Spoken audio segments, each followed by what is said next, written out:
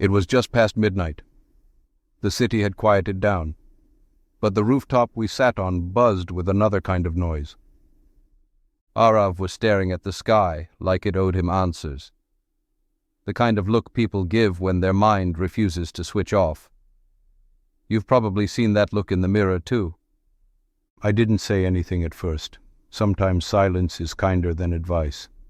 But Arav was restless, phone in one hand, doubt in the other. He didn't need to tell me what was bothering him.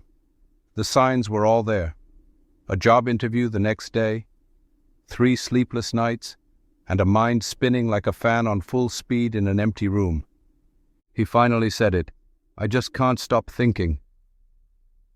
But he didn't say it out loud. He didn't need to. I've heard that sentence 100 times in 100 faces.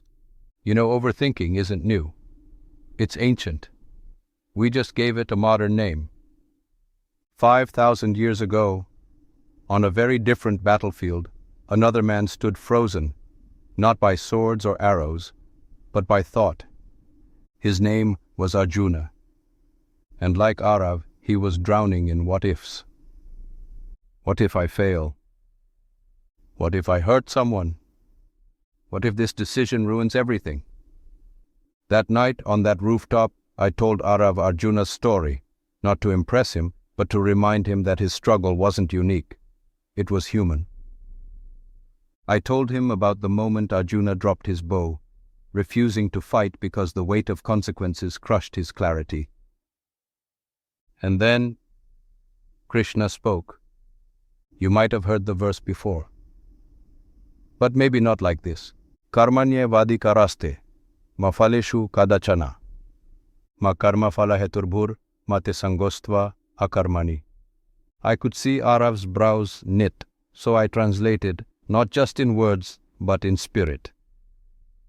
You have the right to action, not to its results. Don't let the outcome be your reason for doing. And don't let fear of outcome stop you from doing either. You see, Krishna wasn't asking Arjuna to be indifferent.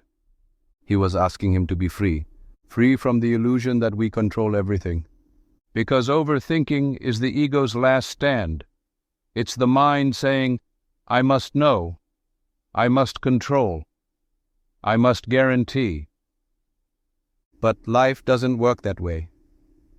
You prepare for the exam. You can't guarantee the paper. You speak your heart.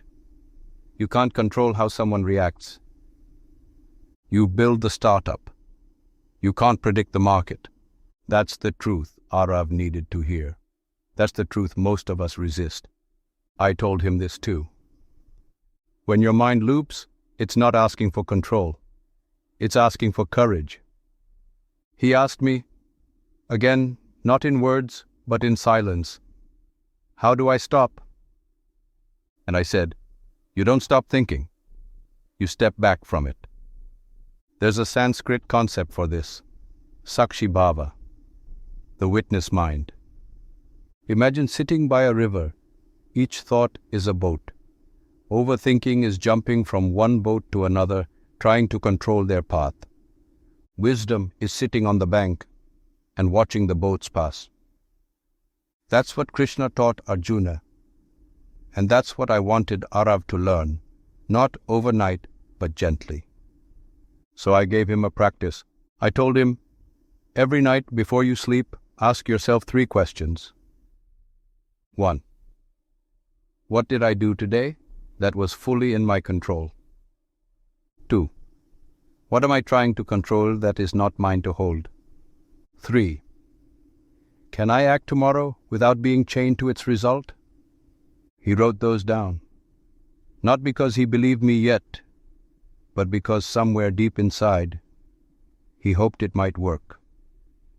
Arav didn't speak much that night, but I saw the tension ease from his shoulders. Not completely, but enough for silence to settle in again. Before he left, he asked one real question. What if I do everything right and it still goes wrong? And I smiled, because that's the final test of wisdom, doing without clinging, giving without grasping. I told him, then you will still have your peace, and that's more valuable than any outcome. It's been some time since that night.